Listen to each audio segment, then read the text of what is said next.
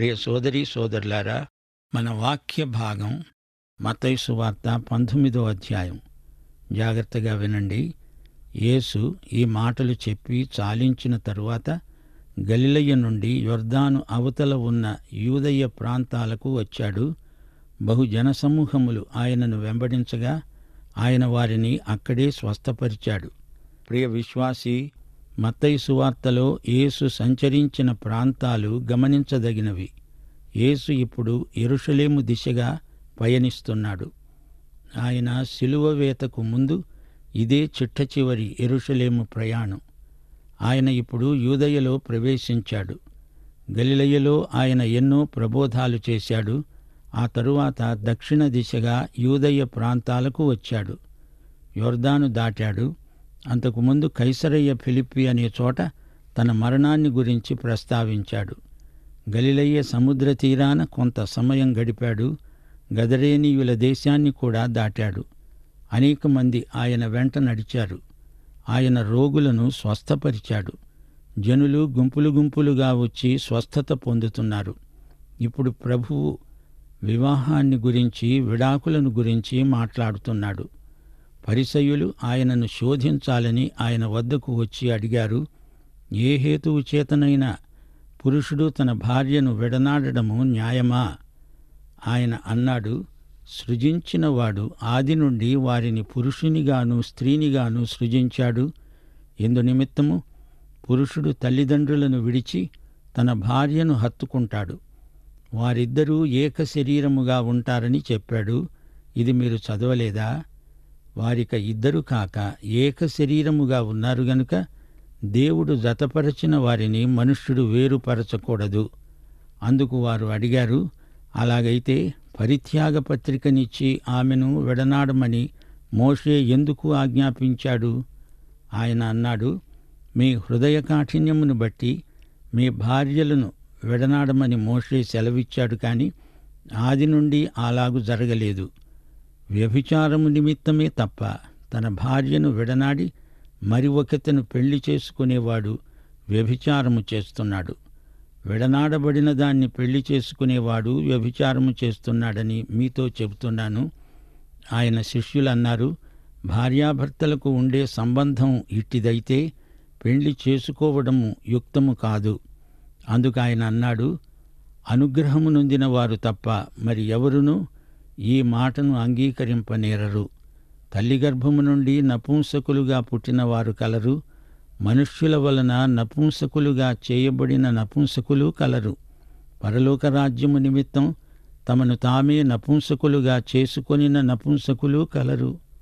ఈ మాట అంగీకరించగలవాడు అంగీకరించునుగాక. వింటున్నారా?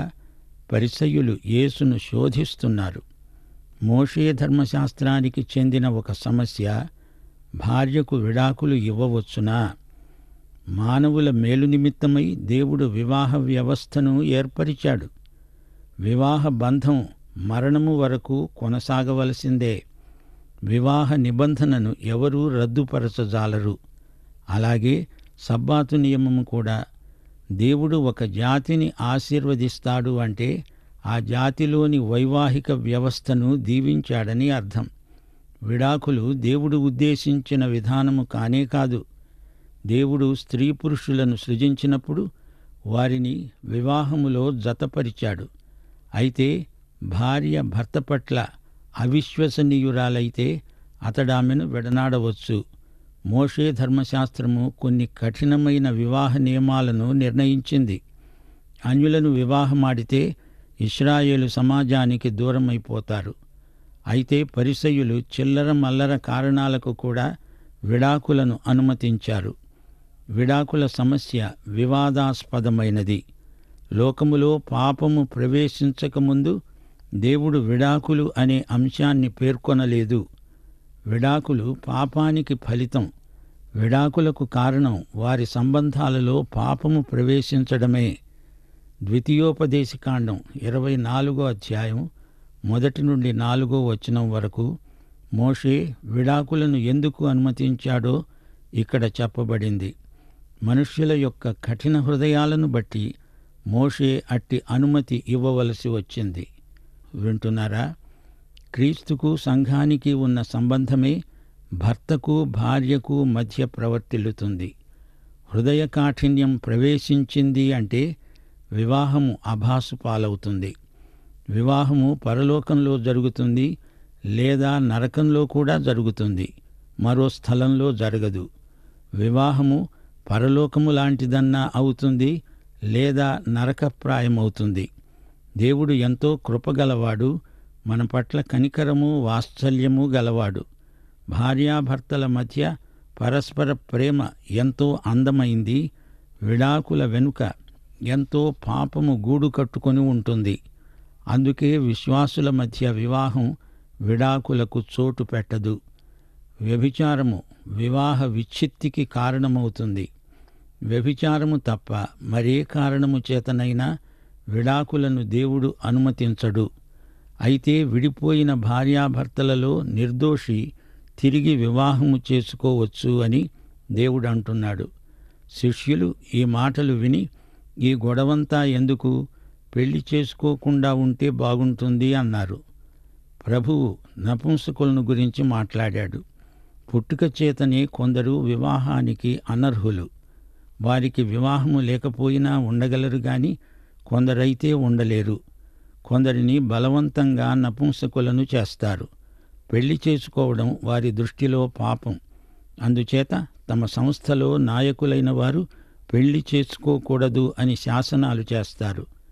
అలా చేయడానికి వారికి హక్కు లేదు. మరికొందరైతే దేవుని రాజ్యం కోసం తమను తాము నపుంసకులుగా చేసుకుంటారు. అనగా పెళ్లి చేసుకోరు. అది వారు చేస్తున్న త్యాగం. అది కొందరి వ్యక్తిగత తీర్మానం. స్వచ్ఛందంగా ఈ విషయంలో దేవుని బిడ్డలు తీర్మానం చేసుకోగలరు. మత్తయి సువార్త 19వ అధ్యాయం 13వ వచనం నుండి 15వ వచనం వరకు. అప్పుడు ఆయన వారి మీద చేతులుంచి ప్రార్థన చేయవలెనని కొందరు చిన్న పిల్లలను ఆయన వద్దకు తీసుకొని వచ్చారు. ఆయన శిష్యులు పిల్లలను తీసుకొని వచ్చిన వారిని గద్దించగా, యేసు చిన్న పిల్లలను ఆటంకపరచక వారిని నా వద్దకు రానియండి, పరలోక రాజ్యం ఈలాంటి వారిది అని వారితో చెప్పి వారి మీద చేతులుంచి అక్కడి నుండి లేచిపోయాడు. చిన్నపిల్లలు ప్రభువు దగ్గరికి రావాలి అంటే వారిని పెద్దలు తేవాలి. వారు నిరభ్యంతరంగా ప్రభువును నమ్ముకుంటారు. చిన్నపిల్లలు యుక్త వయస్సు వచ్చాక ప్రభువు దగ్గరికి రావడం కష్టమవుతుంది. చిన్న వయస్సులోనే కొందరు ప్రభువును నమ్ముకున్న వారున్నారు. బాలబాలికలకు సువార్త ప్రకటించాలి. వింటున్నారా? యేసు ప్రభువు విడాకులను గురించి మాట్లాడి వెంటనే చిన్న పిల్లల విషయం ప్రస్తావించాడు. విడాకులు కావాలనుకునేవారు పిల్లలు గలవారైతే వారి జీవితాలను పాడు చేసిన వారవుతారు. ఆమెను భర్త ప్రేమించటం లేదనుకోండి, కానీ ఆమెకు 4 పిల్లలున్నారు. ఆ పిల్లల భవిష్యత్తు దృష్ట్యా ఆమె విడాకుల తలంపునే మానుకోవాలి. ప్రభువు అంటున్నాడు, పిల్లలు నా దగ్గరికి వస్తుంటే వారిని ఆటంకపరచవద్దు. పిల్లల సంక్షేమము దృష్ట్యా భార్యాభర్తలు కలిసి ఉండాలి. కుటుంబం విచ్ఛిన్నమైపోతే పిల్లల బ్రతుకులు నాశనమైపోతాయి. విడాకులు అనే అంశానికి చిన్న బిడ్డల సంక్షేమానికి అవినాభావ సంబంధం ఉంది. ఇప్పుడు ప్రభువు ధనికుడైన ఒక యువకుణ్ణి పరిచయం చేస్తున్నాడు. మత్తయి సువార్త 19వ అధ్యాయం 16వ వచనం నుండి 22వ వచనం వరకు. ఇదిగో, ఒకడు ఆయన వద్దకు వచ్చి ఆయనను అడిగాడు, బోధకుడా, నిత్య జీవము పొందడానికి నేను ఏ మంచి కార్యము చెయ్యాలి? అందుకు ఆయన అన్నాడు, మంచి కార్యమును గూర్చి నన్నెందుకు అడుగుతున్నావు? మంచివాడొక్కడే. నీవు జీవములో ప్రవేశింపగోరిన ఎడల ఆజ్ఞలను గైకొనాలి. ఏ ఆజ్ఞలు అని అతడడిగాడు. యేసు అన్నాడు, నరహత్య చేయవద్దు, వ్యభిచరించవద్దు, దొంగిలవద్దు, అబద్ధ సాక్ష్యము పలుకవద్దు, తల్లిదండ్రులను సన్మానించు, నిన్నువలే నీ పొరుగువారిని ప్రేమించాలి. అందుకు ఆ యువకుడన్నాడు, ఇవన్నీ అనుసరిస్తూనే ఉన్నాను, ఇక నాకు కొదువ ఏమిటి? అందుకు యేసు అన్నాడు, నీవు పరిపూర్ణుడవు కావటానికి కోరిన ఎడల పోయి నీ ఆస్తిని అమ్మి బీదలకియ్యి, అప్పుడు పరలోకమందు నీకు ధనము కలుగుతుంది. నీవు వచ్చి నన్ను వెంబడించు. అయితే ఆ యువకుడు మిగుల ఆస్తిగలవాడు గనుక ఆ మాట విని వ్యసనపడుతూ వెళ్ళిపోయాడు.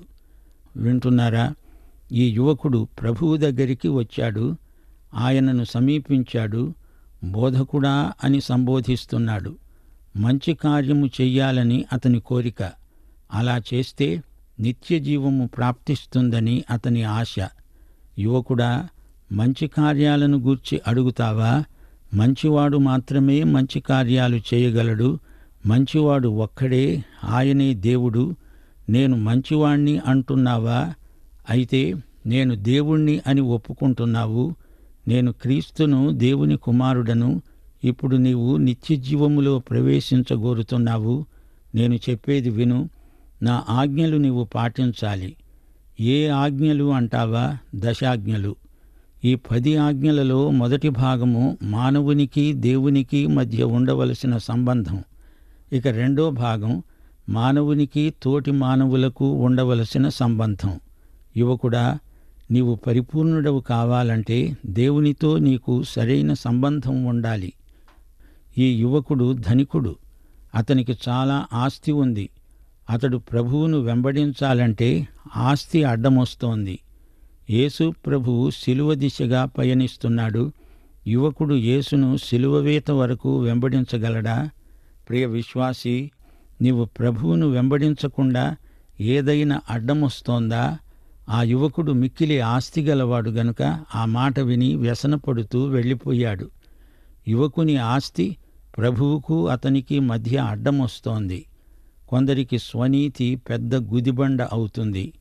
కొందరికి అధికారం, మరికొందరికి ఉద్యోగం. ఈ సందర్భంలో ప్రభువు ఏమంటున్నాడు?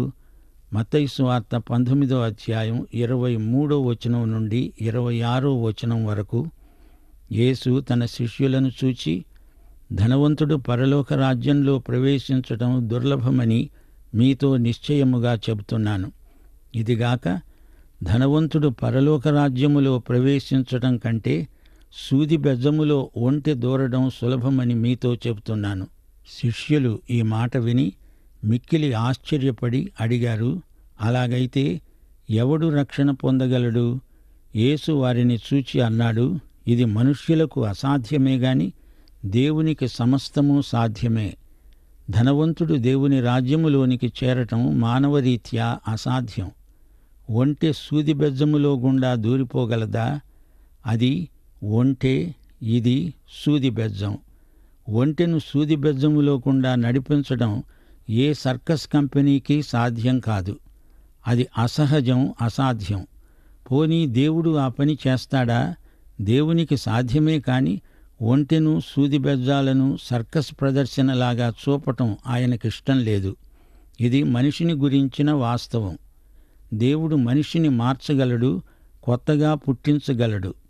నూతన జన్మ పొందిన వ్యక్తి పరలోకములో ప్రవేశించగలడు. పరలోక ద్వారం ఇరుకుగదా. ఒక పాపి పశ్చాత్తాపము చెంది రక్షించబడితే పరలోక ప్రవేశం సులభ సాధ్యమే. లేకపోతే అది ఒంటె సూది బెజ్జం కథే అవుతుంది. సోదరుడా, సోదరి, నీవు ఎవరివైనా సరే రిక్తహస్తాలతో ఒక భిక్షుకునిలాగా ఆయన వద్దకు రావాలి. ఆయన నిన్ను రక్షిస్తాడు. దేవునికి సమస్తము సాధ్యమే. ఇప్పుడు ప్రభువు పేతురు ప్రశ్నకు జవాబు చెబుతున్నాడు. మత్తయి సువార్త 19వ అధ్యాయం 27 నుండి 30వ వచనం వరకు పేతురు అడిగాడు, ఇదిగో, మేము సమస్తమును విడిచిపెట్టి నిన్ను వెంబడించాము గనుక మాకేమి దొరుకుతుంది? యేసు వారితో అన్నాడు, ప్రపంచ పునర్జననమందు మనుష్య కుమారుడు తన మహిమగల సింహాసనము మీద ఆసీనుడై ఉన్నప్పుడు నన్ను వెంబడించిన మీరు 12 సింహాసనముల మీద ఆసీనులై ఇశ్రాయేలు 12 గోత్రముల వారికి తీర్పు తీరుస్తారు. నా నామము నిమిత్తము అన్నదమ్ములనైనా, అక్క చెల్లెళ్లనైనా, తండ్రినైనా, తల్లినైనా, పిల్లలనైనా, భూములనైనా, ఇండ్లనైనా విడిచిపెట్టిన ప్రతివాడు 100 రెట్లు పొందుతాడు. ఇదిగాక నిత్యజీవమును స్వతంత్రించుకుంటాడు. మొదటివారు అనేకులు కడపటివారవుతారు, కడపటివారు మొదటివారవుతారు. ప్రియ విశ్వాసీ, వింటున్నారా? పేతురు గుండెలో గూడు కట్టుకున్న స్వార్థం ఇప్పుడు బయలుపడింది. ప్రభువు అతణ్ణి గద్దించలేదు. పేతురు ఏమి అడుగుతున్నాడు? ప్రభూ, మా త్యాగం ఎంతో గొప్పది. మాకు ఎలాంటి ప్రతిఫలమిస్తావు? ఏమి పారితోషికమిస్తావు? యేసు అన్నాడు, పేతురు, నన్ను వెంబడించిన నీకు గొప్ప పదవే లభిస్తుంది. మీరు నాతో సింహాసనం మీద కూర్చుంటారు, తీర్పు తీరుస్తారు. ప్రియ విశ్వాసీ, మనకు గొప్ప బహుమానమున్నది. పరలోక సింహాసనానికి మనకు హక్కుభుక్తములున్నాయి. రక్షించబడిన ప్రజలు, యేసు కోసం త్యాగం చేసిన విశ్వాసులు గొప్ప బహుమానాలు పొందుతారు. మహిమ సింహాసనము మీద కూర్చుంటారు. వారు కోల్పోయిన దానికి 100 రెట్లు అధికంగా పొందుతారు. వారు నిత్య జీవమునకు వారసులు. ఇక్కడ మొదటివారు అక్కడ కడపటివారవుతారు. ఇక్కడ కడపట ఉన్నవారు అక్కడ మొదటివారవుతారు. ప్రియ విశ్వాసీ, ఈ అధ్యాయం ఎంతో ఆసక్తిదాయకమైంది. విడాకులను గురించి ప్రభువు చెప్పిన మాటలు అమూల్యమైనవి. దేవుడు జతపరిచిన వారిని మనుషులు వేరుపరచకూడదు. వైవాహిక సంబంధాలలో కాఠిన్యం తగదు. నియంతలైన భర్తలారా, గయ్యాళి భార్యలారా, ప్రభువు మాట వినండి. వ్యభిచార కారణాన్ని బట్టి కాక మరే కారణము చేత కూడా విడాకులకు దేవుని అనుమతి లభించదు. విడాకులకు ఫలితంగా పిల్లలు అన్యాయమైపోతారు. ధనవంతుడైన యువకుడు బహుశా సన్హెద్రిను సభ్యుడై ఉండవచ్చు. అతడు ధర్మశాస్త్రము నెరిగినవాడు. అతని జీవితంలో ఆస్తి అతని నిత్య జీవానికి ఆటంకమైంది. ఆ ధనికుడు ధనాన్ని ప్రేమించాడు. అతడు రక్షించబడాలి. అతడు దేవుణ్ణి పూర్ణ మనస్సుతో పూర్ణ ఆత్మతో ప్రేమించినవాడు కాడు. యేసు ప్రభు ధనికులను గురించి చెప్పిన మాట నాడు నేడు వాస్తవమే. ధనికుడు ఒంటెలాంటివాడు. నిత్య జీవము అతనికి సూదిబెజ్జమవుతుంది. ముగింపులో ప్రభువు చెప్పిన మాట మననం చేసుకుందాము. ప్రభువు కోసం త్యాగం చేసిన వారికి దేవుడు తక్కువేమీ చెయ్యడు. పాఠం ఇంతటితో సమాప్తం. యేసు ప్రభువు వారి కృప, యెహోవా దేవుని ప్రేమ, పరిశుద్ధాత్మ నిత్య సహవాసము మనకు తోడై ఉండునుగాక. ఆమేన్.